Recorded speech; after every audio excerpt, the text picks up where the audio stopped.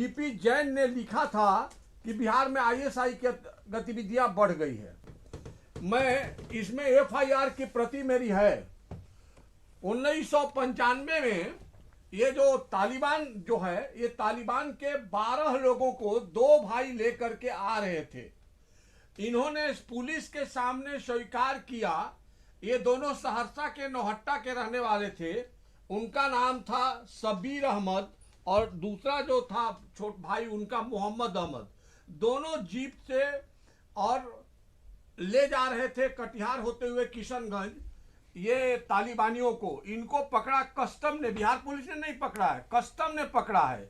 ये केस है वीरपुर सुपौल 1 फरवरी 1995। एक मिनट हरेंद्र प्रताप जी, संतोष पाठक जी जवाब दीजिए।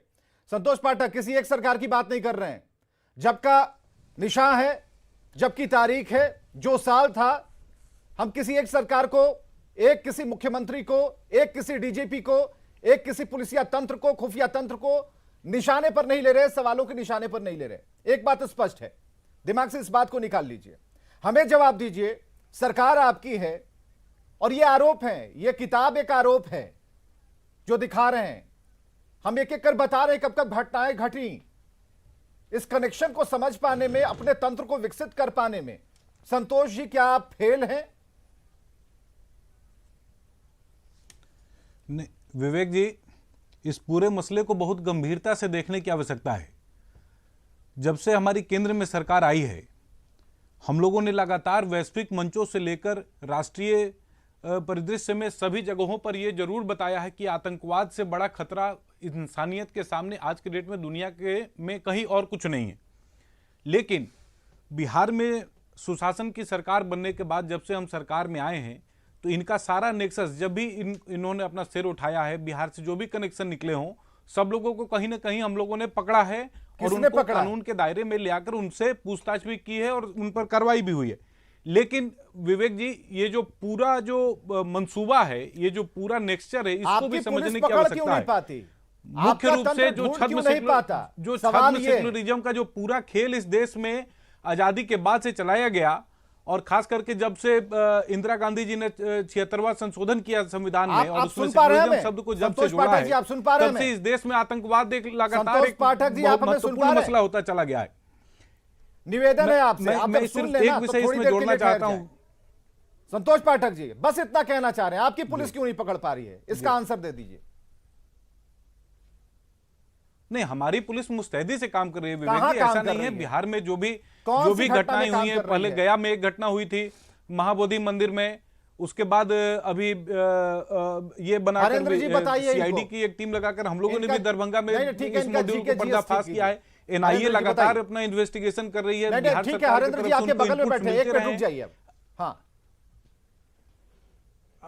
जैसा मैंने आपको कहा, ये जो तालिबानी जा रहे थे तो बिहार पुलिस ने नहीं पकड़ा, कस्टम ने इनको पकड़ा। और पकड़ने के बाद जब इनको फिर दोबारा पकड़ा गया 98 में, पकड़ के बिहार पुलिस ने क्या किया है, ये किताब उसका दस्तावेज है, मैंने नाम दिया है, अगर किसी को हिम्मत है तो मेरे ऊपर केस कर सकता है। मैंने उस एसपी का नाम दिया है जिसने इस केस को खत्म किया। ये केस 1998 में जो फिर 2 पकड़े गए थे आतंकवादी, जी जी, उसके अंदर उनकी जांच का दिया गया था आरक्षी उप अनुमंडल आरक्षी अधीक्षक वीरपुर को। उसने लिखा है कि ये दोनों आतंकवादी हैं और आतंकवादी जान पड़ते हैं। लेकिन उस समय सुपौल के एसपी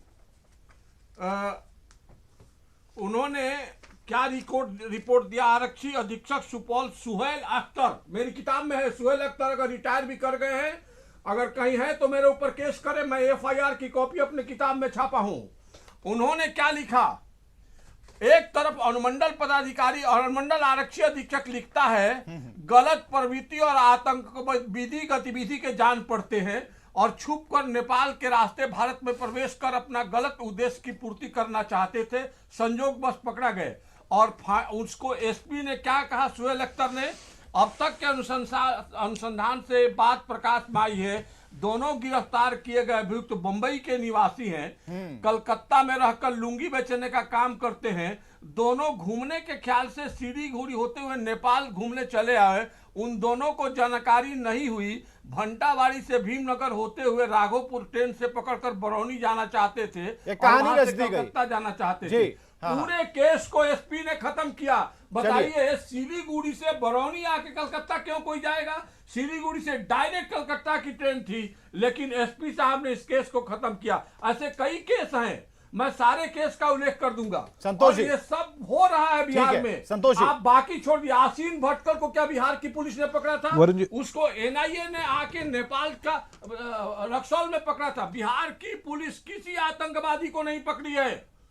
अभी बताइए, लेटेस्ट पकड़ा गया है। हाँ, संतोष पाठक जी आप बता बांग्लादेशी दीजिए। आतंकवादी हरेंद्र जी एक मिनट, संतोष पाठक जी आप बाहर बताइए। की पुलिस आई है, बिहार आपकी की पुलिस विवेक ने क्या जी, किया भाई, पकड़ती बताइए। नहीं है। विवेक जी, इस विषय पर जो मानसिकता है, इस मानसिकता को भी समझने की आवश्यकता है विवेक जी। किसी एक राज्य सरकार की पुलिस, किसी अन्य राज्य सरकार की पुलिस, इसको इस संदर्भ में नहीं देखना चाहिए। आतंकवाद एक ग्लोबल इशू है और भारत उससे लंबे समय से पीड़ित है। सारे इशू लेकिन मिलकर ये जो और आतंक का पीड़ा शिशु है यही भारत जन्म लेगा की, क्या? ये किन लोगों की वजह से है, इसको भी हमें समझना चाहिए। मदनी जब गिरफ्तार हुए थे विवेक जी, बिहार में जो मदनी गिरफ्तार हुए, उन्होंने एक बयान दिया कि हमारा जो गठजोड़ है बिहार के नक्सली तत्व हैं उनके साथ भी है। और बिहार में आज के डेट में नक्सली तत्व जो है राजनीतिक तौर पर किस दल के साथ आप नक्सलियों की तरफ मत मोड़िए, हम आतंकियों की तरफ मोड़ रहे हैं। को समझना होगा। नहीं, नक्सलियों का नेक्सस जो है उसके लिए अलग से डिबेट कर लेंगे। मैं इस लेकिन पूरे नेक्सस की बात कर रहा हूं पैमाने पर विवेक जी, इस नेक्सस को समझना आप होगा। नहीं, नेक्सस को समझना है। आप नेक्सस को क्यों नहीं समझा पा रहे हैं? आप आतंकी पकड़ा जाता है, किन किन लोगों ने मदद की, कितना बड़ा अभी तक सर्कल उसने बना लिया। 2005 की बात है, 2005 में वो आता है, और 5 से लेकर अभी 21 की बात कीजिए, 22 की अब बात कीजिए। देश में कहीं नहीं घटी है। नहीं, इस चीज को जहां भी कोई हरकत होती है विवेक जी, हम लोग उस हमारे साथ अरुण पांडे हैं, उससे पहले चलते हैं उनके पास। अरुण पांडे